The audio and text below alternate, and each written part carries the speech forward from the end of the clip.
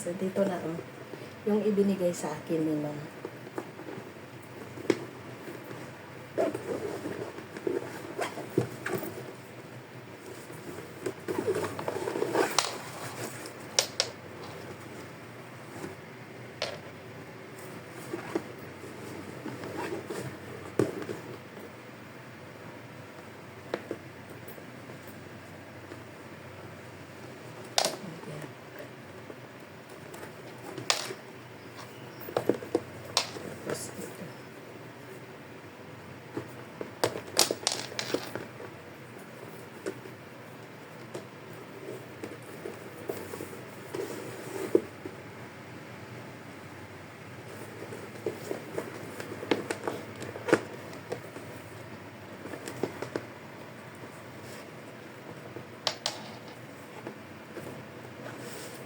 Design lang pala niya yung nasa gilid.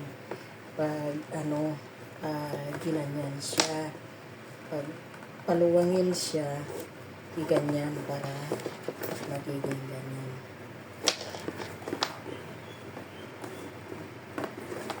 Binigay niya sa akin ito. Ayaw na niyang ipalaba o ayaw na niyang ipapintura kasi naulan-ulanan ito. Pero okay pa, huwag na natin ipagawa. Kasi $200 guys ang pa-polishing nito. Natanong ko na, alam nyo kung magkano ang worth nito sa Singapore dollar? Ay 2,800. Ayan, 2,000 Singapore dollar. 2,800 Singapore dollar. Original na bag ni ma'am ito. Kasi nung bata, yung alaga ko, nung baby, ito yung palagi niyang pinaglalagyan ng tubig at saka mga lampin ng alaga ko pag lumalabas kami, mga tissue. Pero itong katawan niya, maganda pa siya. Ayan, maganda. Ayan. Dito, itong mga marka niya yan, tubig yan guys, tubig. Pwede kong isanla ito, kaya lang mumurahin nila. Pwede kong ibinta ito sa sanlaan, kaya lang mumurahin nila. Sa akin na lang. At least, nakabag ako ng sa atin 100,000 piso. Mahigit 100,000 piso guys. Yan. Original. Mayroon pa isa.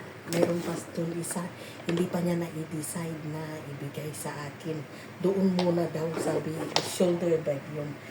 Maliit siya, ganyan shoulder bag. Sabi niya, mahal ito eh. Sabi niya kasi worth of, I think, 3,000, 4,000 ata yun, 5,000 Singapore money. Bago pa sa loob. Bago pa sa loob. Hindi na siya masyadong bago. Kaya lang, may tinta siya ng ballpen doon. May tinta ng ballpen. Salamat guys.